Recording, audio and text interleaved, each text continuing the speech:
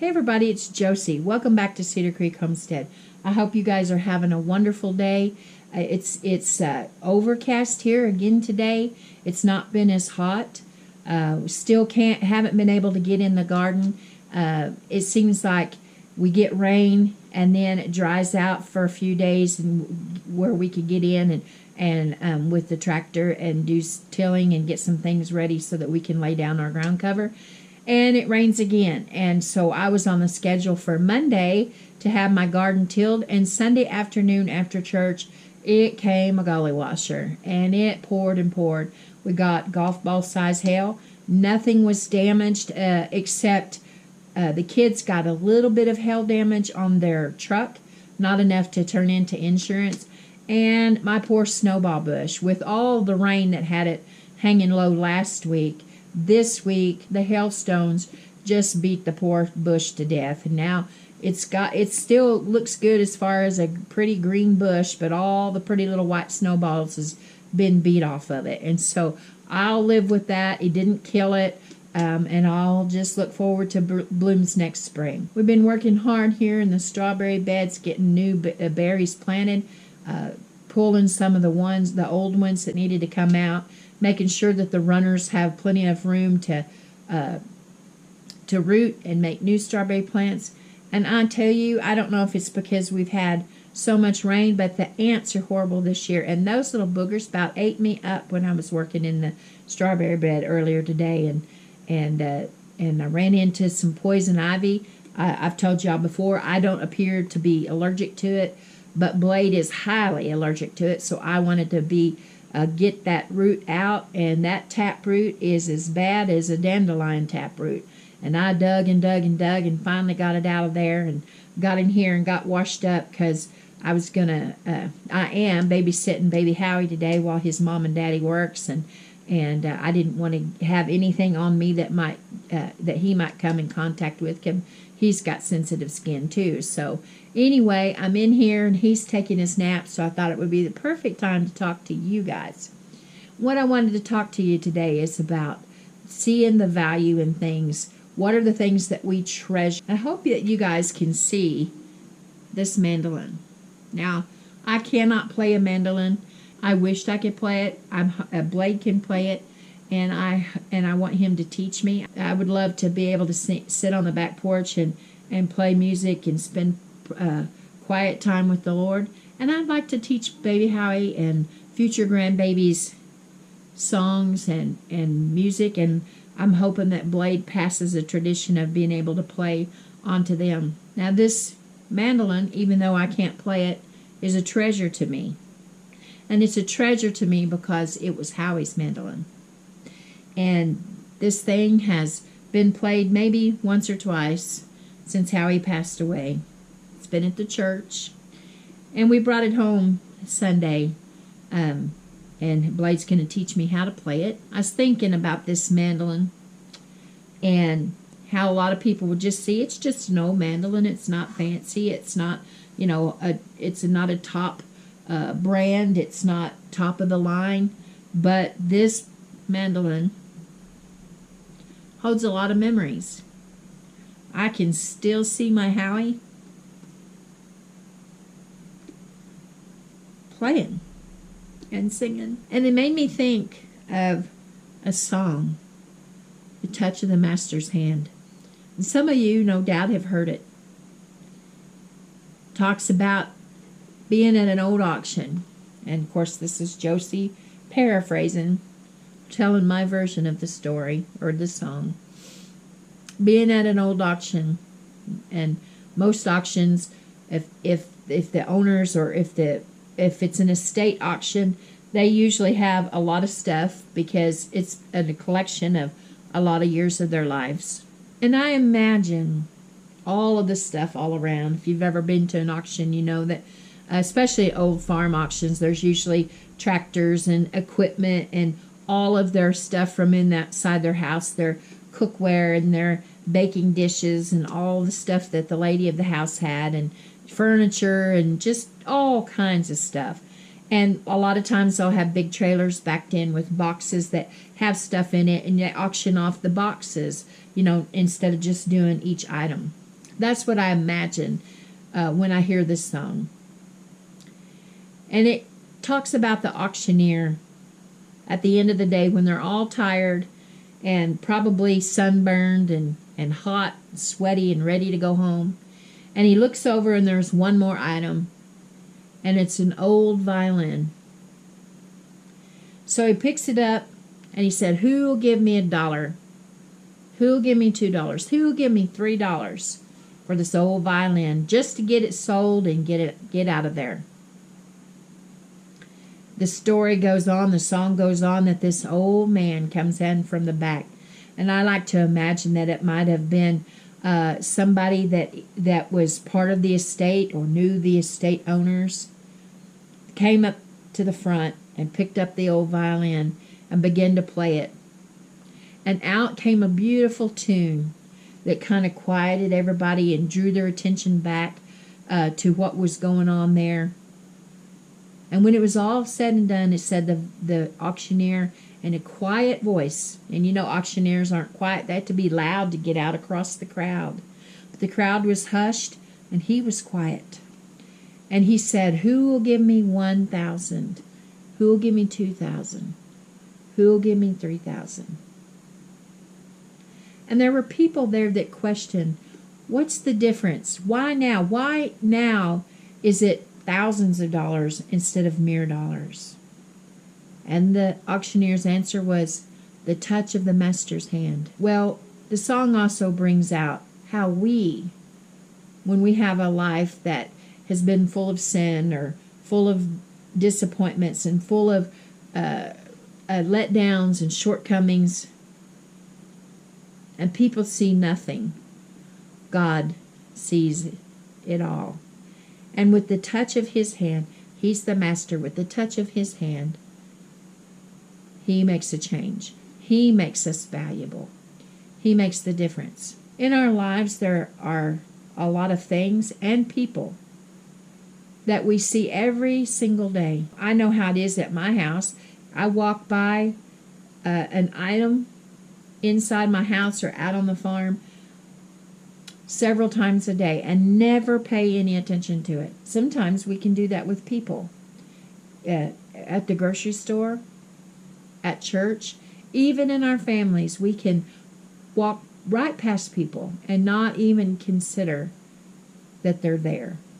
We don't see the value in them sometimes. Howie and I have went out to eat before, and we've noticed this couple, and sometimes even families, and every single person have a phone in their hand, and not one time do they talk to each other during the whole meal. They look up and they place their order with the waiter or their waitress, and never again do they communicate with one another.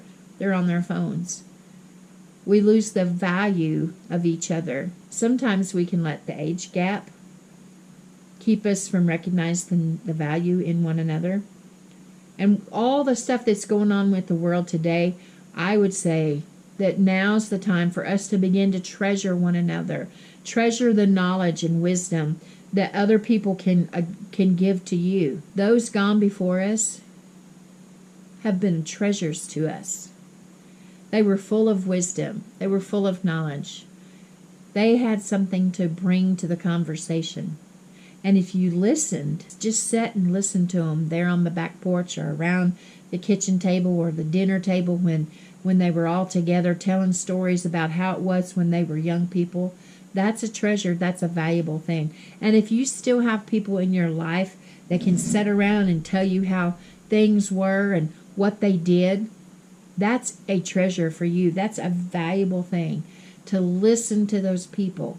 They are full of a wealth of knowledge to tell you how to garden, tell you how to stretch $1 or squeeze a penny, to look well to the ways of your household, to do all right when things are skimpy,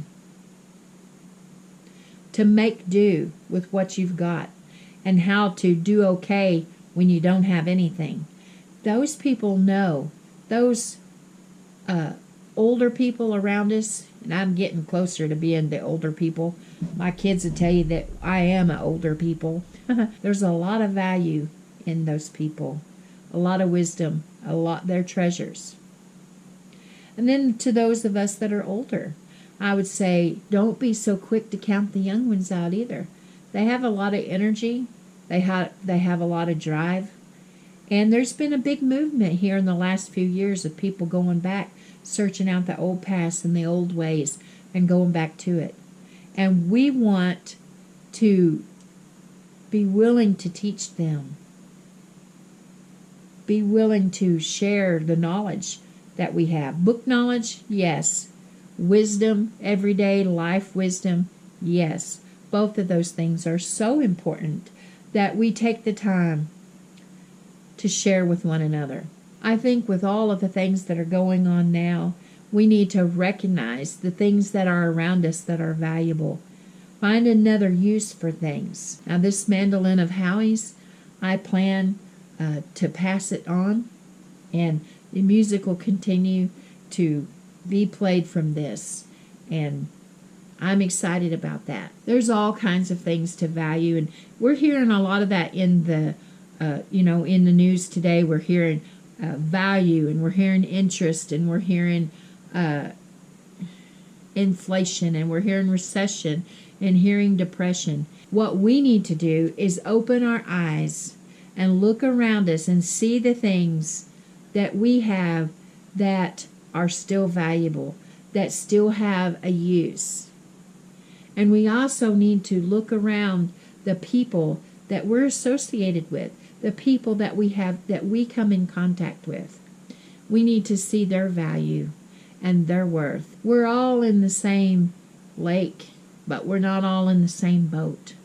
We're all in different stages in our lives and different needs. I would like to think that I can glean from people that are way smarter than I am. Not necessarily glean from all of the book knowledge, because some of it doesn't apply to me, but the wisdom of those that are around me. I go to church with an individual that hasn't been able to get out in their garden, and they had some tomato plants that they wanted to plant, and they planted them in an old cooler. And I think that's wonderful. They saw the need, the value in having those tomatoes. That means something to them. And they took an initiative to find a way to plant them and have them for their family. I think that's great. If we can get to a place where we can see the value in something that would just be thrown in the trash heap, maybe using it as a vessel to grow something in. Howie and I were a lot alike. He was raised here in Oklahoma. I was raised in Arkansas. But we both come from big families. Both of us were the oldest child in the family, and we had to help a lot. And both of us were raised around our aunts and uncles and a lot of church people that were older than we were. It seemed like both of us got along really well with older people and spent time with our relatives and really gleaned from them the wisdom and the knowledge that they had to offer. A lot of the things that we know how to do today is because we paid attention when the older people were telling us. We packed that away somewhere when we grew up and we found each other. We started our married life. We started applying those principles. Now, we both felt very fortunate that we were able to spend as much time as we did with those people that helped shape our lives and point us in the right direction with our church life, we had people that shared their testimonies with us, their lives with us. You know, I spent a lot of summers with my aunt and uncle and my granny and grandpa and different ones. And I know good and well that there were times that they were tired. Today, guys, I want to encourage you to invest in one another. Well, everybody knows that we're running here, there, and everywhere, trying to stock up our households to prepare for the rough sailing. Some of us are already in the boat being tossed to and fro. Some of us are a little bit smoother sailing right now, but those waves are coming, and we all need to prepare. Not only prepare for ourselves and those around us that we're going to be able to help, but to encourage one another and to lift one another up and truly see the value in those around us and the value of the things that are in front of us. And be creative in thinking of new ways to use things. Always be willing.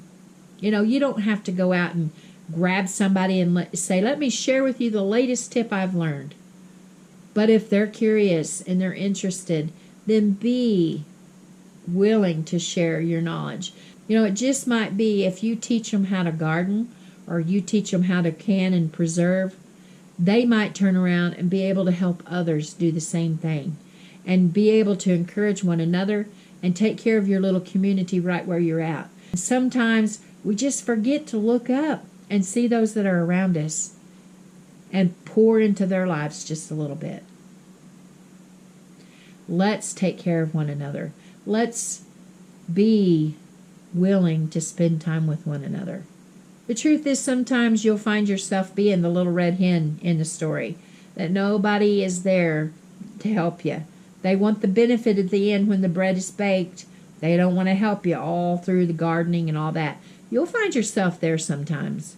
But you'll also find yourself, sometimes you might find that you've got a whole group of people that are around willing to help you, willing to pitch in a hand, willing and wanting and desiring to learn from you. So, let's treasure one another. Treasure those people around you that's within your reach. Take opportunity to tell them about Jesus. Be willing to spend a little time rocking in a rocking chair and telling them some stories. You never know. Pour them a good old glass of iced tea or lemonade. Sit on the back porch and rock away a few minutes with them, sharing your day. You never know what opportunity you might have to teach them and reach them. Well, guys, this is Josie. I hope I've said something today that encourages your hearts, to remind you to don't get so bogged down in your business of the day that you don't see the treasures around you. Know that I love you. I really do. Keep looking well to the ways of your household. And until next time, we're gone.